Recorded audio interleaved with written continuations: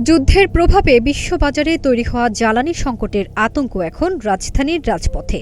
যুদ্ধকালীন আমদানি নির্ভর এই খাতকে স্বাভাবিক রাখতে সরকারকে আরও সক্রিয় হওয়ার আহ্বান জানিয়েছেন ভোক্তারা।